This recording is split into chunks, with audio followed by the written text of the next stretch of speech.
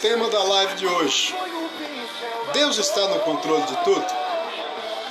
Mas eu quero antes também deixar um texto que está na carta que Paulo escreve à igreja de Roma, aos Romanos, capítulo 8, verso 28, que diz assim: sabemos que todas as coisas concorrem, outras traduções diz, contribuem para o bem daqueles que amam a Deus, daqueles que são chamados segundo o seu propósito. Aqui esse texto diz que todas as coisas concorrem ou contribuem. Que coisas são essas? Todas as coisas. Agradáveis, desagradáveis, boas, ruins, tristes ou alegres. Dias desses eu fui perguntado se Deus realmente está no controle de todas as coisas, se Ele está no controle de tudo. Na hora eu dei uma resposta simplória, mas depois eu, falando com Deus, e o Espírito de Deus ministrando no meu espírito, ele deu uma melhorada na resposta. E hoje eu quero falar a respeito disso. Então, no momento eu disse assim, não, tem coisa que Deus não controla. Por exemplo, a vontade, a minha vontade. Quem tem que controlar a minha vontade sou eu. Tanto é que o meu desejo, quando Deus vai repreender Caim, ele fala, eis que o desejo está à tua porta, convém a ti dominá-lo. Então Deus não governa e nem controla os meus sentimentos e nem as minhas atitudes. Ele não está no controle de tudo, mas tem um detalhe, ele está no controle dos resultados. É isso que é interessante. Então, de repente, hoje você está passando por uma situação que dá a entender, dá a impressão que Deus não vê, que Deus não se importa, que Deus não se levanta a teu favor e não faz nada e nem impede a dor, a tristeza, o sofrimento. A bem da verdade é que Deus tem o controle dos resultados. Deus tem o controle, está no controle do resultado. E nós vamos caminhar na Bíblia para falar um pouco disso. Então, como eu falei, quando Caim decidiu matar Abel, Deus não impediu. Talvez alguém pense que pelo fato de Deus não impedir que o mal prevaleça por um instante, Deus não está no controle. Por alguém pensar que por causa que nós vemos a iniquidade aumentando, alguém diz, Deus perdeu o controle. E por falar em iniquidade, o que é iniquidade? Existe o pecado, existe a iniquidade. Qual a diferença? Não, os dois é pecado. Só que tem uns que nós já sabemos que é pecado, mas de alguma forma estão buscando a legalização. E essa legalização pode ser através do Estado, dos governos, ou pode ser pessoal. Eu mesmo posso legalizar um pecado, você acha, não, isso não tem problema nenhum não. E começo a praticar um pecado como se isso fosse certo. Então para mim, eu legalizei. Então ele tornou-se uma iniquidade, porque é pecado, eu sei que é pecado, mas ainda assim eu pratico achando que é legal. Recentemente nós vemos aí, os governos dos países vizinhos que aprovando certas coisas, legalizaram, assim como estão querendo legalizar um monte de coisa. Ou seja, é iniquidade mais iniquidade. Nos tempos antigos, eu já ouvi alguém dizer assim que nos tempos de Abraão, nos tempos do Antigo Testamento, era permitido ter mais de uma mulher, um homem podia ter mais de uma mulher. Era permitido pela tradição, pelo costume das nações, mas Deus nunca permitiu. Não foi Deus que permitiu, mas naquela época legalizaram-se uma prática. Então era uma iniquidade. Então hoje nós vemos fornicação é legalizada, ou seja, é algo normal. O que é a fornicação? É a prática do sexo antes do casamento. Isso é fornicação. A prática do sexo fora do casamento é adultério. Mas também nós vemos que para muitas pessoas isso já foi legalizado. Os governos não legalizaram ainda, mas a sociedade já legalizou. E tantas outras coisas que nós vemos que pela Bíblia é pecado. mas de alguma forma a sociedade falou, não tem nada a ver, são outros tempos, são outras épocas, nós agora somos modernos, vivendo na pós-modernidade, isso aí é coisa do passado, coisa antiga, coisa de religião e coisa parecida. E vão legalizando pessoalmente, ou os governos vão dando uma mãozinha aí. Então nós vemos que a iniquidade é o pecado legalizado. E nós vemos que o pecado, ele sempre está à nossa porta, como Deus disse a Caim, o pecado está, o mal está à tua porta, convém a ti dominar sobre ele. Então Deus não governa os meus sentimentos, Deus não governa as minhas ações, Deus não governa alguns acontecimentos na história, guerras, por exemplo. Dá a impressão que Deus não tem controle delas. Não que ele não possa, mas foi uma escolha. Por isso existe o livre-arbítrio. Se Deus não permitisse que essas coisas acontecessem, então não haveria livre-arbítrio, mas tem as consequências. Então Deus tem o controle do resultado. Do resultado, da consequência, ninguém pode fugir. Então a pergunta é, Deus está no controle de tudo? Pode até ser. E como de fato nós vimos, algumas coisas Deus não controla, não porque Ele não tenha poder, é porque Ele deu autonomia ao homem. Autonomia é diferente de independência. Uma coisa é independência, outra coisa é autonomia. Outra hora nós falamos disso. Então Deus nos deu autonomia para tomar decisões, fazer escolhas e praticar atos e atitudes. Então, nessa área, Deus não interfere, Deus não intervém. Então, eu sou livre para escolher, eu sou livre para decidir, eu sou livre para fazer. Então, nós vemos que quando Caim decidiu matar Abel, dava a impressão que estava fora do controle. Tem um outro texto bíblico muito conhecido, e um personagem bíblico muito conhecido, que é José, no Egito. Ele foi parar no Egito. Mas antes de parar no Egito, os irmãos dele, por inveja, por ciúme, o lançaram numa cisterna. Isso foi até um benefício, porque eles queriam matá-lo. Rubens, seu irmão, falou, não façamos isso, não derramemos o sangue do jovem. Vamos lançá-lo nessa cisterna. Mas na intenção de, mais tarde, ir lá e tirá-lo da cisterna e devolver para o seu pai. E nisso Rubens se ausentou. E vinha uma caravana de ismaelita que estava indo a destino do Egito com bastante especiarias. Eles falaram, vamos vendê-lo. E o vendeu. Então tiraram da cisterna. E ele foi promovido agora a um escravo. Foi vendido como escravo. E dá a impressão que Deus não tem o controle. Ou seja, o menino foi sofrendo a perseguição dos irmãos, sofrendo a inveja, sofrendo os males, foi vendido. Chegando no Egito, foi vendido mais uma vez. Vendeu ele para Potifar, tornou-se escravo na casa de Potifar. Da cova para escravo no Egito, grande promoção, né? O mal ainda estava o assolando, e a impressão que se dá é que Deus não estava no controle. Quando parecia estar ruim a coisa, ele foi lançado na prisão. De escravo agora prisioneiro, a coisa só estava piorando. E dava a impressão que Deus não tinha o controle de nada. De fato, Deus não estava controlando a ação dos irmãos, a ação dos ismaelitas. Deus não controlou, ou seja, quando ele não impediu. Então, normalmente nós pensamos assim, que controlar é impedir que o mal aconteça, que situações desagradáveis aconteçam. Então nós vemos que, então agora, ele passou de escravo de Potifar para prisioneiro. Mas veja bem que mesmo prisioneiro, em nenhuma outra situação, Deus estava no controle do resultado. Porque uma outra pessoa, uma outra situação, Potifar teria mandado matá-lo. Para começar, era escravo. Não tinha valor nenhum como ser humano. E sob a acusação de assédio, vamos usar essa palavra, né? Assédio contra a esposa de Potifar. E Potifar foi assim, generoso com ele. Não Potifar, mas Deus na vida de José. Então ele foi lançado na prisão. Então, em vez de ser morto, ele foi aprisionado.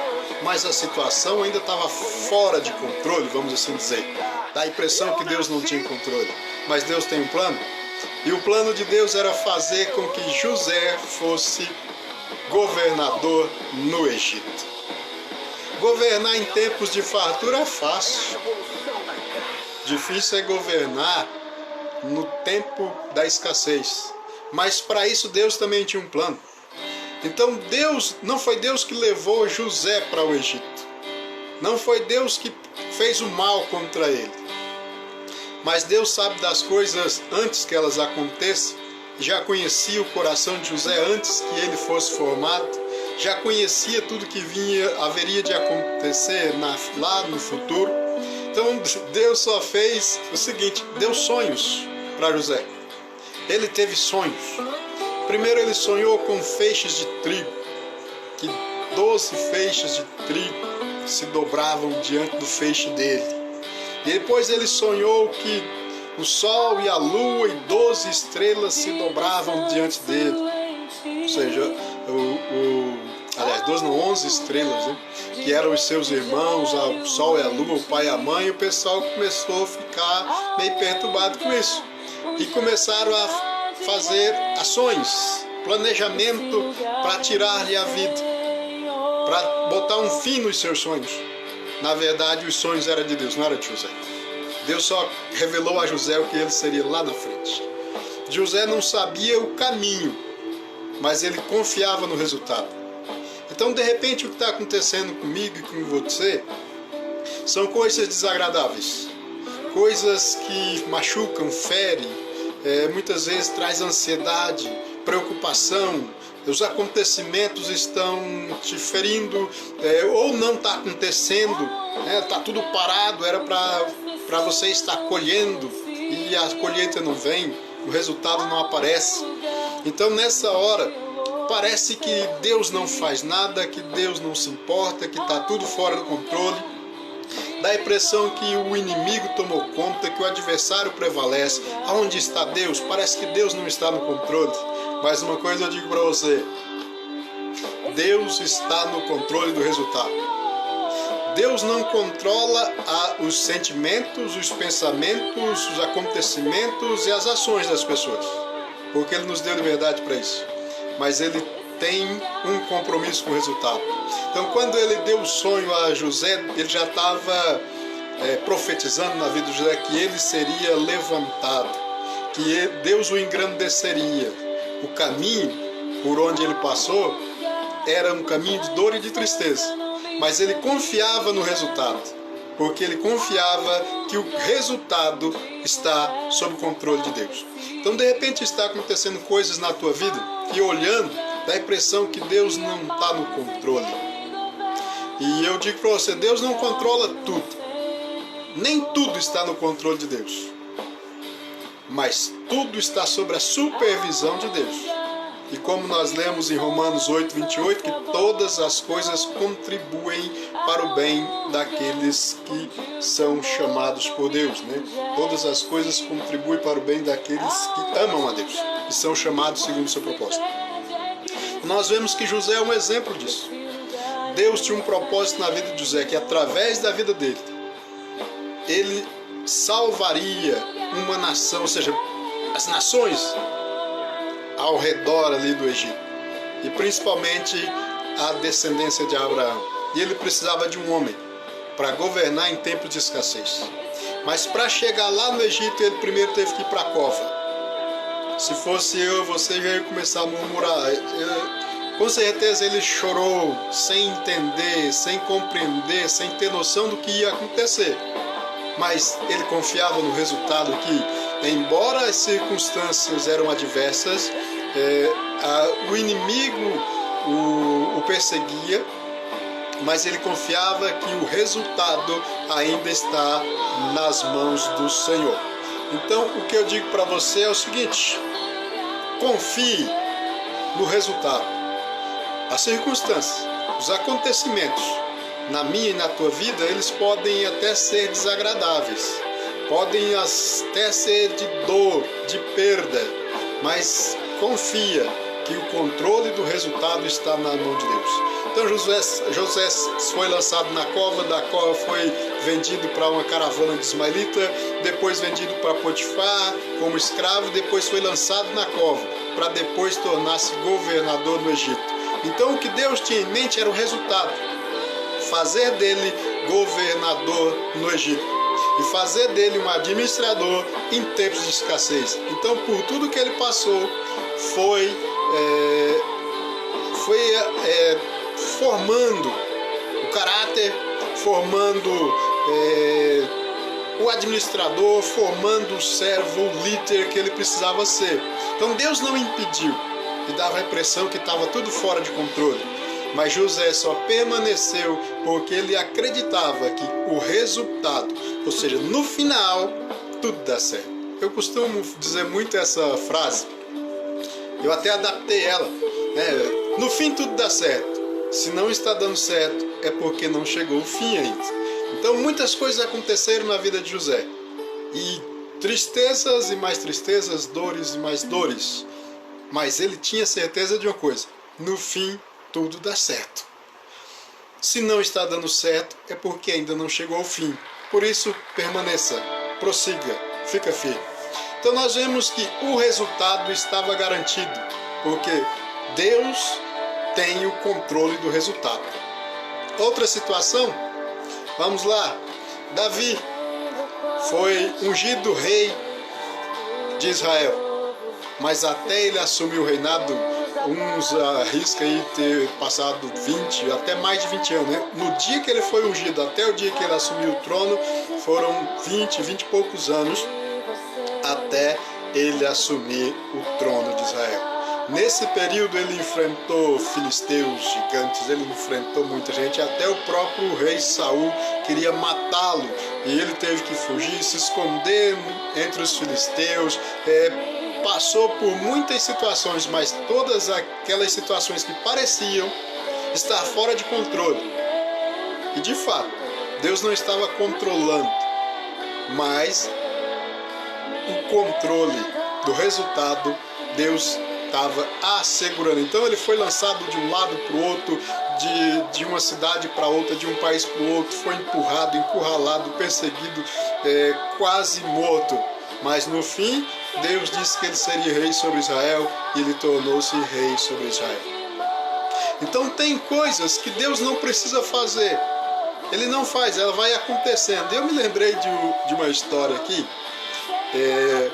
Conta-se, isso é uma alegoria, que um determinado demônio saiu para poder atormentar a vida de algumas pessoas. E ele saiu sob a incumbência de causar males, de causar transtornos, dores, de causar grandes tristezas. E passando por uma região, ele viu um cavalo amarrado em uma árvore. E ao lado dessa árvore onde estava amarrado o cavalo tinha a casa do dono, e mais à frente tinha uma outra casa e o vizinho tinha uma bela horta. O demônio foi lá e soltou o cavalo. O cavalo foi lá e comeu a horta do vizinho. O vizinho, dono da horta, matou o dono do cavalo. O filho do dono do cavalo matou o vizinho, dono da horta. O filho do vizinho, dono da horta, matou o filho do vizinho, dono do cavalo.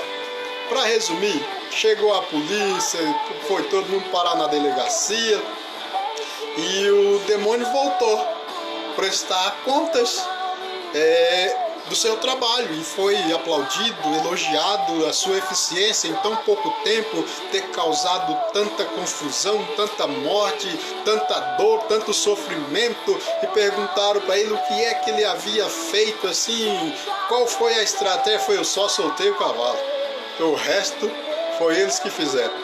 Então tem horas que as coisas parecem que estão fora do controle, mas no fim elas vão acontecendo e vai nos encaminhando e nos levando, e Deus vai controlando as situações. Como eu disse no começo, Deus somente deu sonhos a José. Ele não fez nada, não foi Deus que levou José para o Egito, ele só deu sonhos. E os seus irmãos encarregaram de fazer as suas ações e levaram, e José foi levado para o Egito, foi parar no Egito. No fim, o resultado foi garantido. Grandes colheitas, um grande administrador se levantou, a nação a quem Deus levantou sobreviveu àquela grande seca, na escassez de 7 anos de escassez. Então, Deus tem o controle. O diabo às vezes vai lá e sopra o cavalo. Mas creia, no fim tudo dá certo. No fim tudo dá certo. Então, como falávamos de Davi, tem outros casos e mais casos. Nós vemos Paulo, apóstolo Paulo.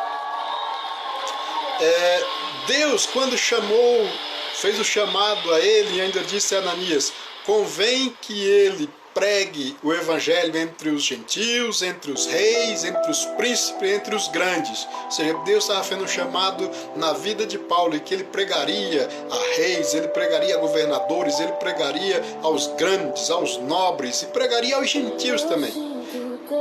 E chega uma hora que Paulo é preso. E nesse ir preso, ou seja, que já não é agradável, quase que morreu, foi espancado perto da morte. Parece que estava tudo fora de controle. Então Paulo apela para César. Então o aprisionam e mandam o prisioneiro para Roma. No caminho vem temporal, o barco se escangalha, tem que jogar a própria armação. Era um navio a velas, teve que jogar a armação, mastro e vela no mar para que não fosse arremessado para mais longe ainda, for à deriva. Jogaram o mantimento, a carga do navio foi jogada fora, o próprio navio se perdeu. Deus poupou a vida de Paulo e dos que com ele estavam, conseguiram escapar. Paulo foi picado por uma serpente, não morreu, foi parar na ilha de Malta e lá ele ainda fez obra missionária até chegar em Roma, porque o propósito era chegar em Roma e Deus usá-lo em Roma. E parece que estava tudo fora de controle. Então, as decisões que os homens tomaram de viajar, navegar numa época que não era favorável, de ter ido parado numa ilha, encalhar o navio se despedaçar, jogar a carga fora, ser picado por uma serpente, mas o resultado final, Deus estava assegurando, Deus tinha o controle. Ele vai chegar em Roma, vai sobreviver, vai viver. Então nós vemos que Deus, ele tem o controle do resultado. O que muitas vezes acontece na nossa vida é que as situações, as circunstâncias, os acontecimentos, Deus não exerce controle sobre eles, absoluto. Porque cada um faz aquilo que bem entende, aquilo que deseja fazer, acaba fazendo. Mas o resultado, Deus garante que, conforme aquilo que foi semeado, haveremos de colher. Então nós vemos que o próprio Abraão, devido à seca, a estiagem, ele foi para o Egito, não era para ter ido, mas foi. Chegou lá no Egito, teve problema com o faraó, teve que mentir, falando que Sara não era esposa dele, mas sim era irmã, porque ele temia. Porque lá eles tinham um certo respeito por mulher casada, mas viúva não tinha problema nenhum. E eles não tinham problema nenhum em matar o marido, então ela era viúva.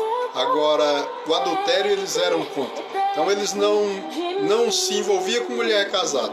Mas se fosse preciso, matava o marido dela, e daí ela era viúva e pronto. Então ele temia isso. E chegou lá e falou: fala que tu é minha irmã, não diga que tu é minha esposa, vocês vão me matar. E sendo irmã, e Sara, a Bíblia diz que ela era formosa, isso já com seus 80, 90 anos. Ele foi de certa forma favorecido, vamos assim dizer, teve algum privilégio. Então Deus enviou uma peste, um mal contra o rei do Egito. E por fim, Deus havia dado a terra de Canaã, era lá que era para ele ficar. Então aconteceram muitas coisas. E Abraão, ele pagou um preço por causa disso. O povo no Egito pagou um preço por causa disso, mas o resultado estava garantido. Então, as circunstâncias, as situações a vontade e até o adversário muitas vezes parece estar fora de controle, mas o resultado, eu te garanto, está sob o controle de Deus. Quer mais uma? Tem várias aqui. Azarias, Misael e Ananias, também conhecido como Sadraque, Mesaque e Abednego, foram parar na Babilônia, quer dizer, já foram levados cativos. Tornaram-se servos no palácio do rei na Babilônia. Mas chega um dia que o rei resolve fazer uma grande estátua e era para todos adorar, se prostrar, senão seriam lançados na fornalha. Estava tudo fora de controle. Foram lançados na fornalha, mas Deus estava garantindo o resultado. Então, tem hora que as coisas saem do controle, parece sair do controle, foge do controle. A gente, tudo assim que traz dor e tristeza está fora do controle, mas Deus garante o resultado. Então eu digo para você uma coisa: Deus não controla nem os meus e nem os teus sentimentos, nem a minha e nem a tua vontade, nem a minha e nem as tuas escolhas, mas o resultado Ele garante. E a Bíblia diz que todo aquele que semeia na carne colherá. Aquele que semeia no Espírito também colherá. O que semeia na carne, ele colhe a corrupção, mas aquele que semeia no Espírito colhe a vida eterna. Então o resultado é garantido. Então tem hora que dá a impressão que Deus até não existe. As pessoas fazem o que querem, do jeito que querem, na hora que querem.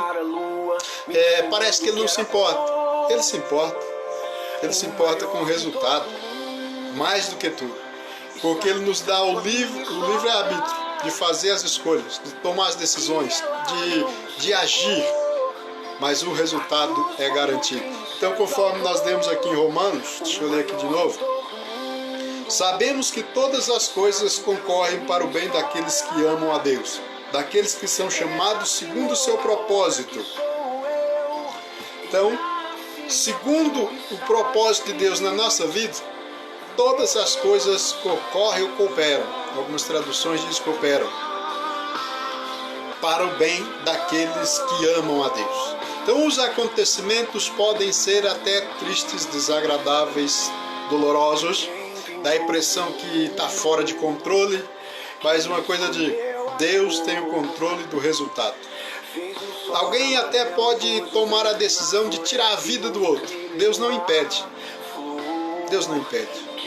Mas aquele que está em Cristo, tem um texto que eu nunca consigo recitá-lo da forma correta, mas Jesus Cristo, acho que lá em João capítulo 11, ele vai dizer assim: aquele que crê em mim viverá, e aquele que vive e crê em mim nunca morrerá, e aquele que crê em mim, ainda que morra, viverá. Ou seja, ele está dizendo, não importa, se você crê em Deus, no fim, o que prevalece é a vida eterna, que é mais importante do que a vida na terra.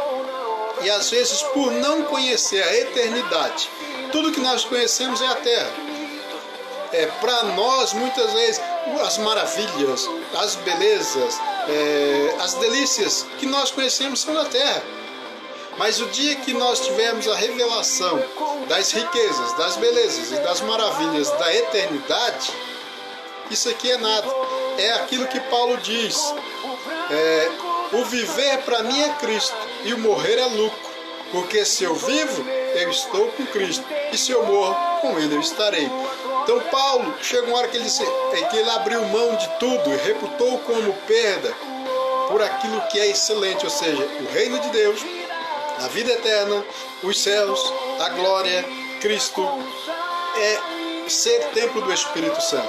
Então nós precisamos ter a revelação, o conhecimento do que é que tem do outro lado, além dessa vida, além da terra.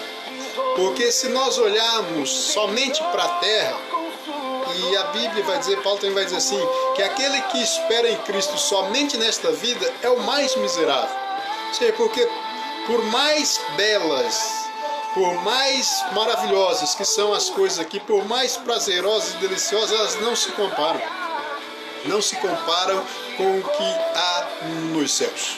Então, se é assim, nós precisávamos conhecer o céu. E como que eu conheço o céu? A Bíblia fala dele. A Bíblia, ela traz revelações do céu, da vida eterna, do que nos espera, do que Deus tem preparado. O Espírito Santo na nossa vida, ele vai testificando. Então tem coisas que nós não abrimos mão aqui na terra porque nós achamos que são boas. Eu não vou dizer que sejam ruins, são boas. Mas as que Deus tem preparado para nós é excelente. Os mais antigos vai lembrar aí, existia um programa de televisão, era para piazada, a molecada.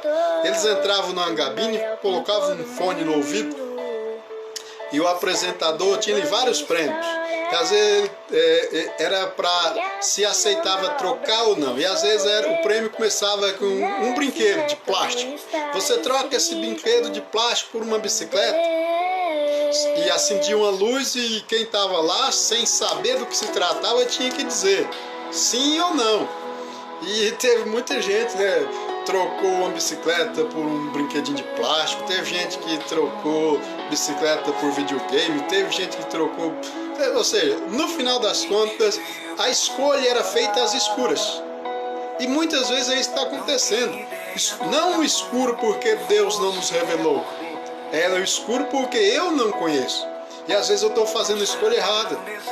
Eu estou trocando o excelente por coisas boas. Não são ruins, são boas. Então muitas vezes tem coisas que acontecem na nossa vida que nós achamos que são ruins, desagradáveis, dolorosas. É porque você não sabe o que te espera.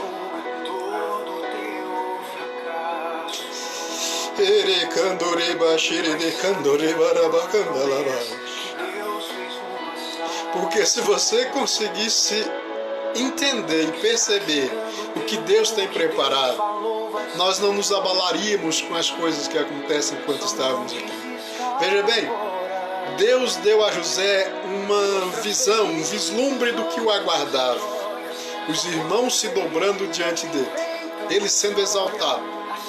O sol, a lua, as estrelas se dobrando diante dele. Ou seja, Deus estava dizendo que o engrandeceria. O resultado faria dele alguém honrado e exaltado. E através dele o nome de Deus seria glorificado, reconhecido e exaltado na terra.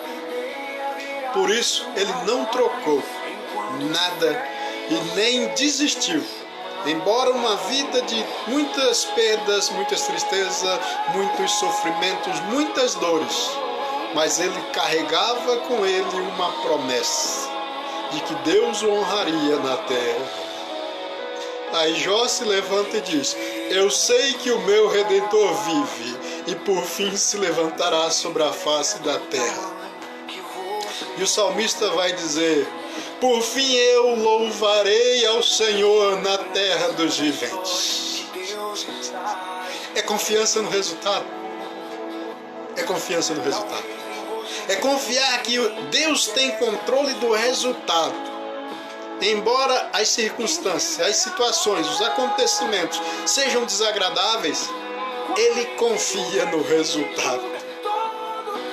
Quer mais um? Daniel também foi levado cativo para Babilônia. Serviu no palácio ao rei. Mas chega uma hora que alguém falou: olha, queriam pegá-lo de qualquer jeito porque ele era honrado, estimado e amado até pelo rei da Babilônia.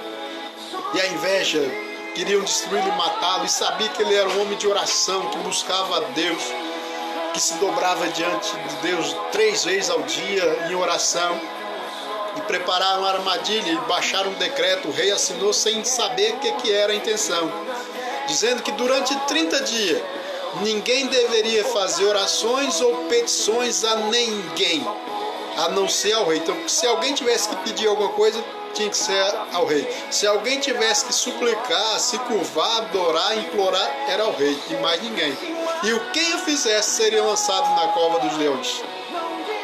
Mas Daniel confiava no resultado e ficou sabendo.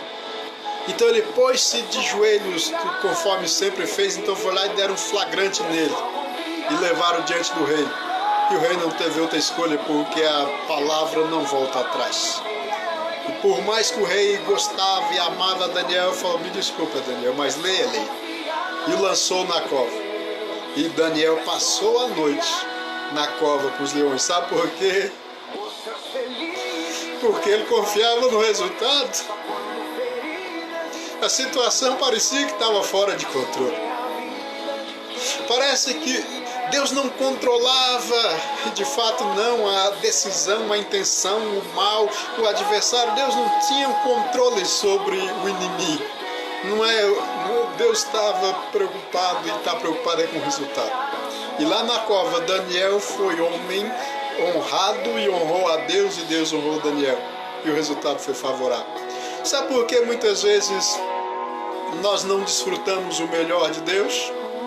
É porque diante das circunstâncias nós blasfemamos. Diante das circunstâncias nós negamos a Deus.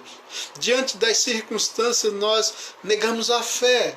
Diante das circunstâncias nós blasfemamos, murmuramos contra Deus. Ou seja, blasfemar e murmurar, ou seja, não confiar no resultado. Mas aqueles que confiam no resultado, Deus honra. Quer ler o livro de Hebreus, capítulo 11, fala dos heróis da fé. Mortos das formas mais horríveis. Mas tem um texto que vai dizer assim, que eles abriram mão do livramento para uma excelente ressurreição. Ou seja, na ressurreição eles receberão um galardão, uma recompensa, não somente na ressurreição, mas hoje o nome deles está na galeria dos heróis da fé. Porque as circunstâncias não eram mais importantes, mas o resultado.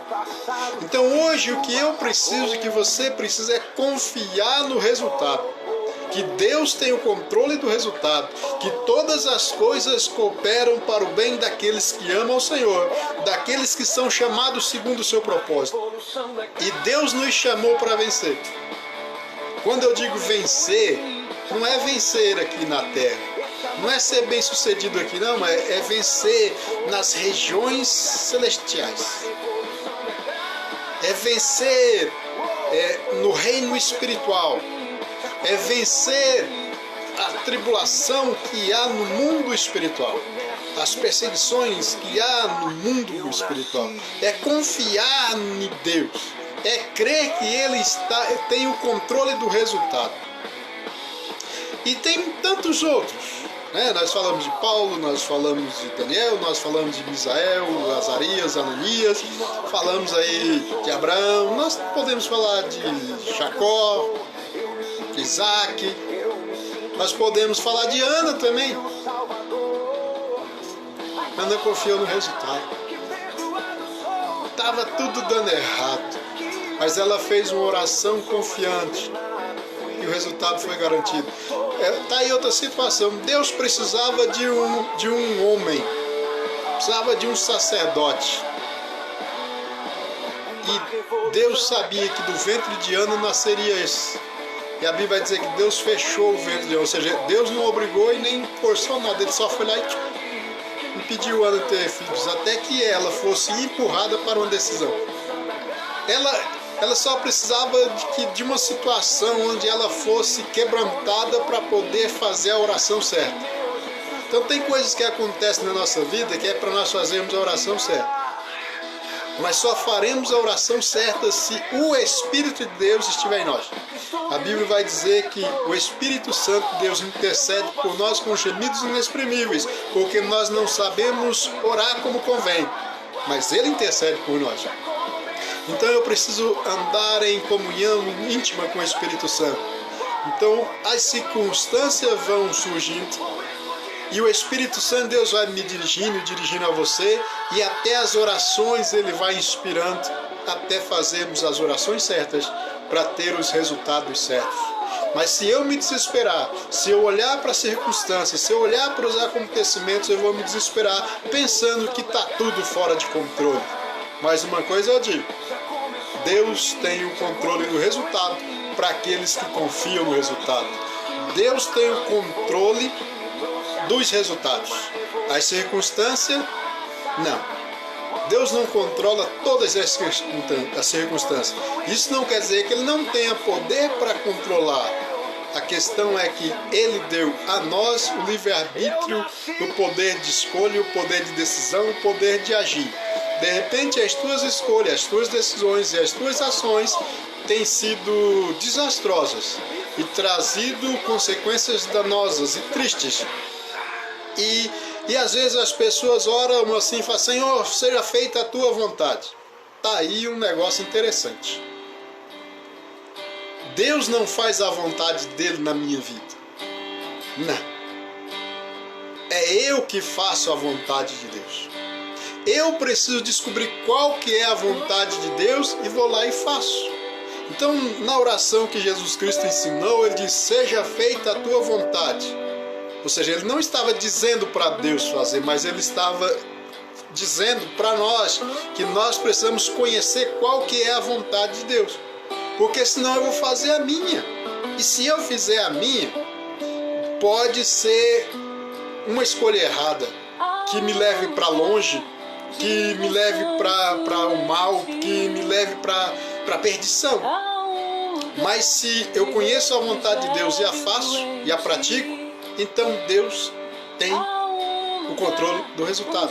Um exemplo, Jesus Cristo ali perto na noite de ser traído e ser aprisionado, ele foi orar. E a Bíblia vai dizer que ele ora por 3 vezes e diz: Pai, se possível, passa de mim esse cálice. Quando fala de cálice, fala de julgamento, fala do juízo de Deus. Então o juízo de Deus para o pecado era a morte de alguém tinha que morrer. Era o derramamento do sangue. Ele falou: passa de mim esse cálice. A ira de Deus contra o pecado requeria o sacrifício, o cálice do sangue do Senhor. O juízo contra o pecado. Então ele falou: se possível, se tiver jeito, me livra da morte. Contudo, não seja feita a minha, ou seja, a minha vontade é não morrer. Mas seja feito a tua vontade, o teu projeto, o teu plano. O plano de Deus envolvia o sacrifício do Filho amado, para que nós fôssemos resgatados, fôssemos perdoados. E uma coisa eu digo para você: o sacrifício de Jesus Cristo é perfeito. E ninguém vai ser condenado por causa de pecado. Isso eu tenho certeza. Porque o sangue, o sacrifício do Cordeiro foi derramado para perdoar os nossos pecados. Então ninguém será condenado por causa de pecado, mas serão condenados por rejeitar o Cordeiro de Deus, que tira o pecado do mundo. Então a condenação vem por rejeitar o sacrifício de Cristo, vem por rejeitar a salvação e o Salvador. Rejeitar não é só rejeitar, porque às vezes nós até recebemos com os lábios. Eu aceito Jesus, eu creio em Jesus, eu creio em Deus, mas as nossas atitudes, as nossas escolhas demonstram que nós rejeitamos, porque rejeitamos a sua vontade, não conhecemos a sua vontade e escolhemos e trocamos o excelente por aquilo que é bom. Porque a Bíblia vai dizer que tudo que Deus criou na terra é bom, tudo que Deus criou na terra é bom, mas o que Ele tem nos céus é excelente, é mais do que bom. E muitas vezes nós estamos trocando aquilo que é excelente para ficar com aquilo que é bom. Então que nesta noite você possa fazer boas escolhas, porque as escolhas trarão resultados. E o resultado é garantido. Deus garante o resultado. Se você escolhe andar com Deus, com Cristo, com o Senhor,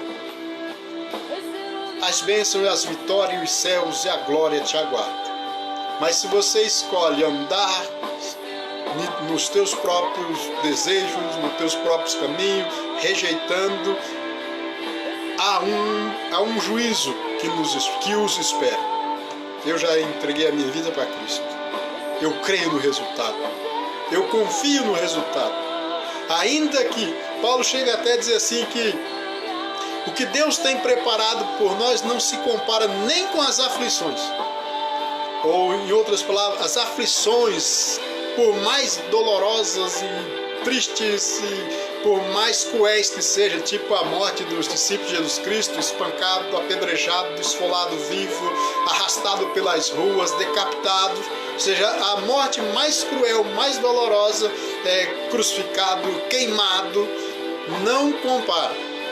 Não compara. Paulo chega a dizer isso. Não se compara. Que os sofrimentos dessa vida não se comparam. Porque às vezes nós, se compararmos as belezas e os prazeres, às vezes alguém vai falar, mas eu ainda não provei, eu só provei as tristezas deste mundo. Eu só provei as dores deste mundo. E elas são grandes, mas não se comparam com aquilo que Deus tem preparado para nós. Então confia no resultado, porque Deus tem controle do resultado. Controle das situações, nem todas. Porque tem hora que a situação é necessária para nos levar para o resultado. Tem hora que é necessário ser lançado na cova para poder ser honrado diante do rei da Babilônia. Tem hora que tem que ser escravo, tem hora que tem que ser prisioneiro para se tornar governador do Egito.